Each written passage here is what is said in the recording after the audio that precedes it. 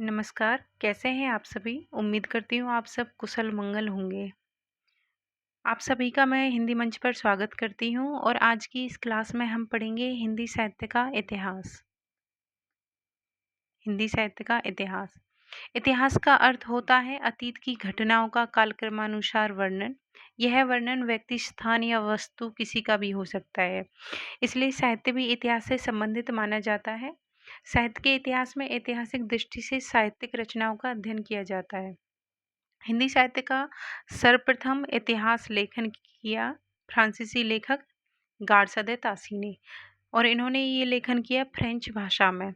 उसके बाद व्यवस्थित रूप से कालक्रम के अनुसार ग्रियर्सन ने the modern vernacular literature of northern Hindustan नाम से इतिहास ग्रंथ लिखा, जिसमें इन्होंने काल विभाजन किया और हिंदी साहित्य के इतिहास को इन्होंने 11 भागों में बांटा। सर्वप्रथम ग्रियर्सन ही काल विभाजन का प्रयास करते हैं और 11 भागों में हिंदी साहित्य के इतिहास को बांटते हैं। उसके बाद मिश्र बंधु 3 भाई थे, गणेश, श्याम, सुखदेव। इन्होंने हिंदी साहित्य के इतिहास को 5 भागों में बांटा। जो सर्वमान्य और सर्वप्रमुख है इतिहास ग्रंथ, वो है आचार्य रामचंद्र शुक्ल जी का हिंदी साहित्य का इतिहास। यह हिंदी का सर्वाधिक महत्वपूर्ण और सर्वप्रथम सुव्यवस्थित इतिहास ग्रंथ है। इसमें इन्होंने वैज्ञानिक दृष्टिकोण को अपनाते हुए काल विभाजन का प्रयास किया है। ठीक है। काल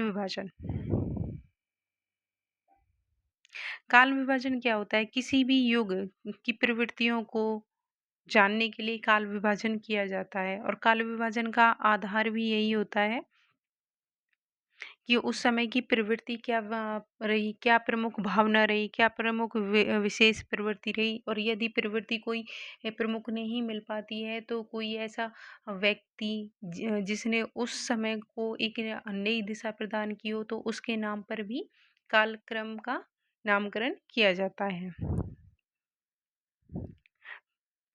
आचार्य रामचंद्र शुक्ल जी ने अपने हिंदी साहित्य के इतिहास ग्रंथ में हिंदी साहित्य को 4 भागों में बांटा है। कितने भागों में?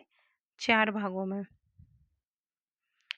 4 भागों में इन्होंने बांटा है। इन्होंने आदिकाल को वीर गाथा काल कहा और समय सीमा संवत 1075 से 1375 तक मानी। पूर्व मध्यकाल को इन्होंने भक्ति काल का नाम दिया और समय सीमा संवत 1375 से 1700 ईस्वी तक। उसके बाद इन्होंने उत्तर मध्यकाल को रीतिकाल का नाम दिया। इसकी समय सीमा इन्होंने संवत 1700 से 1900 तक निर्धारित की।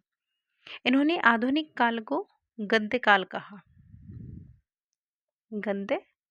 कहा आचार्य शुक्ला जी ने, और इसकी समय सीमा संवत 1900 से अब तक की मानी है। आज की क्लास में इतना ही। मिलते हैं अगली क्लास में। धन्यवाद।